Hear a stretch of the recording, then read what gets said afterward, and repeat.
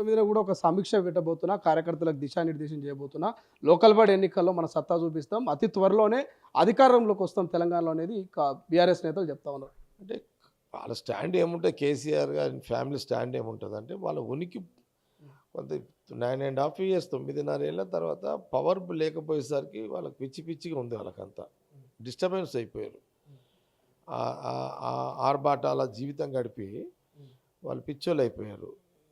ఇక కాంగ్రెస్ అంటే వాళ్ళకు అంటే బీఆర్ఎస్ కార్యకర్తలు నాయకులు వాళ్ళు డిస్టర్బెన్స్ కాకుండా ఉండడానికి వాళ్ళు కొంత అధైర్యం ధైర్యంగా ఉండలేకపోతున్నారు. కాబట్టి వాళ్ళు ధైర్యం ఇవ్వడానికే వాళ్ళ పార్టీ నాయకుడు కాబట్టి వాళ్ళ క్యాడర్ని కాపాడుకోవాలి కాబట్టి తప్పదు ఆయనకు.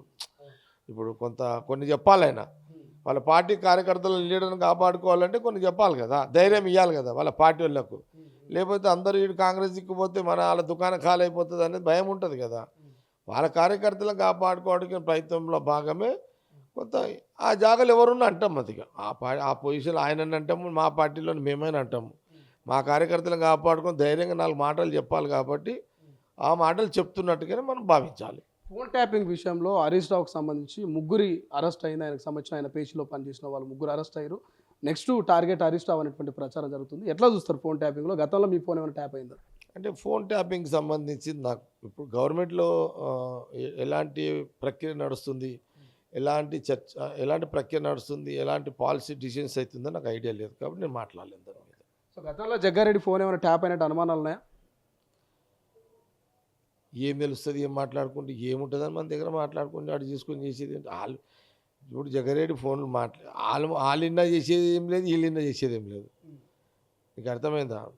ఏ గవర్నమెంట్ అయినా కానీ, గతంలో వాళ్ళ గవర్నమెంట్ అయినా సరే, ఇప్పుడు మా గవర్నమెంట్ ఎవరిన్నా ఏముంటుంది నా దగ్గర.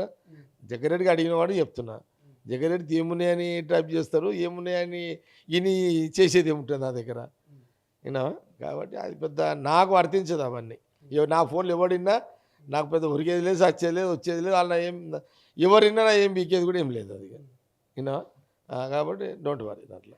ఫైనల్గా కులాల మీద మతాల మీద రాజకీయాలు జరుగుతూ ఉన్నాయి. రాహుల్ గాంధీ ఏ కులము, ఏ దేశము, ఏ మతం అంటూ బీజేపీ నేతలు కౌంటర్ ఇస్తున్నారు. మా మోదీని కన్వర్టెడ్ బీసీ అంటారు కదా, ముందు రాహుల్ గాంధీ గురించి చెప్పని అంటారు. 1 wordలో ప్రెస్ మీట్లో మాట్లాడితే ఇప్పుడు అది కొంత ఇక మాట్లాడుతాను. ప్రెస్లో కొంత పెద్ద చరిత్ర ఉంది కాబట్టి కొంత మాట్లాడుతాను. ఫైనల్గా ఈ 6 గ్యారెంటీలు కాంగ్రెస్ పార్టీ ఇచ్చినటువంటి హామీలు నెరవేరుతున్నాయా ఈ ఏడాదిన్నర పరిపాలనలో?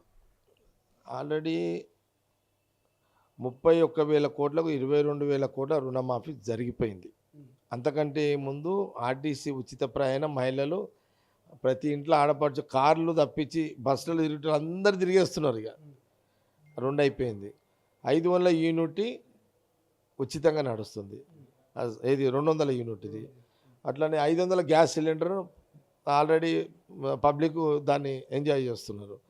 ఆల్రెడీ ఇంచుమించు అయిపోయినట్టే. కొంత బ్యాలెన్స్ మిగిలిన ఏముంటే దాన్ని సవరణ చేస్తున్నాం అంతే. ఇంకా కాబట్టి అందులో ఇబ్బంది ఏం లేదు. గ్రౌండ్ లెవెల్లో మిగిలింది ఏదన్నా బ్యాలెన్స్ మిగిలింది ముఖ్యమంత్రి రేవంత్ రెడ్డి గారు గవర్నమెంట్ ఫైనాన్స్ అంతా కోసం సెట్ చేస్తున్నారు. కానీ బీజేపీ వాళ్ళు పదే తులం బంగారం ఎట్టుపోయింది, స్కూటీలు ఎట్టుపోయినాయి, నిరుద్యోగ వృత్తి ఎట్టుపోయింది, ఉద్యమకారులకు ఇస్తున్నటువంటి జాగా ఎట్టుపోయిందని కొన్ని అంశాలని తెర మీద తీసుకొస్తున్నారు. దీన్ని ఎట్లా ఫేస్ చేస్తుంది కాంగ్రెస్? నేనేమంటున్నానంటే మీరు మమ్మల్ని అడుగుడు కాదు, మీరు ఎప్పుడు అడగండి అంటే మీరు 15 లక్షలు అదే నల్లధనాన్ని తెచ్చి ప్రతి పేదవాడికి 15 లక్షలు ఇస్తున్నారు చూడు, అది ఇచ్చి మమ్మల్ని ప్రశ్నించు. నువ్వే నీ మాటకే నీకు విలువ లేదు. ఆ నల్లధనం ఎక్కడ వాయే? 15 లక్షల పేదవాడికి ఇస్తున్నది ఎక్కడ వాయే? అకౌంట్లు ఓపెన్ చేయమండి అన్నది ఎక్కడ వాయే? నువ్వు ఆ 15 లక్షల పేదవాడికి మోడీ గారితో మాట్లాడి ఏపిచ్చినాక ఈ ప్రశ్న మమ్మల్ని అడుగు బండి సంజయ్ గారు. ఫైనల్గా రాహుల్ గాంధీ ప్రతిపక్ష నేతగా అధికార పార్టీ అయినటువంటి బీజేపీకి పార్లమెంట్లో టగ్గఫర్ ఇస్తున్నాడు అనే దాంట్లో జగ్గారెడ్డి ఎట్లా సాటిస్ఫైడ్ ఉన్నాడా? చాలా, నేనే కాదు దేశ ప్రజలు. రాహుల్ గాంధీ గారు ప్రతిపక్ష నాయకుడిగా పార్లమెంట్లో వాళ్ళ విధి విధానాలు, ప్రజలకు వ్యతిరేక పాలసీలు అయితే బీజేపీ ప్రభుత్వం పార్లమెంట్లో చేస్తుందో దాని మీద ఎప్పటికప్పుడు ప్రశ్నిస్తూనే ఉన్నాడు పార్లమెంట్లో అనేది దేశ ప్రజలు గమనిస్తున్నారు. దేశ ప్రజలు సాటిస్ఫాక్షన్గా రాహుల్ గాంధీ ప్రతిపక్ష పాత్ర ప్రజెంట్గా వాళ్ళు ఉన్నారు. వాళ్ళు కూడా ఎదురు చూస్తున్నారు. ఇక ప్రతిపక్ష పాత్ర సక్సెస్ అయ్యిండు, ప్రధాని కావాలి అనేది కూడా దేశ ప్రజలు చూస్తున్నారు. ఇలా ఎలాంటి అనుమానం లేదు. ఇవాళ కేసీఆర్ గారి బర్త్డే ఏమైనా విశేషం ఏమైనా చెప్తారా? ప్రతిపక్ష నాయకుడు కేసీఆర్ గారు పుట్టినరోజు శుభాకాంక్షలు.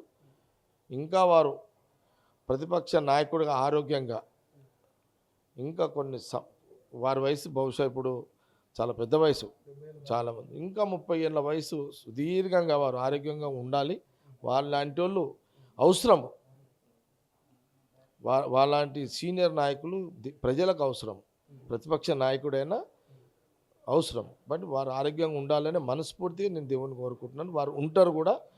వారికి మరొకసారి వారి యొక్క పుట్టినరోజు శుభాకాంక్షలు. ప్రపంచంలో ఏ మూల ఏ క్షణం ఏం జరుగుతుందో వేగంగా తెలుసుకోవడానికి తొలి వెలుగు వాట్సాప్ ఛానల్ని ఫాలో చేయండి.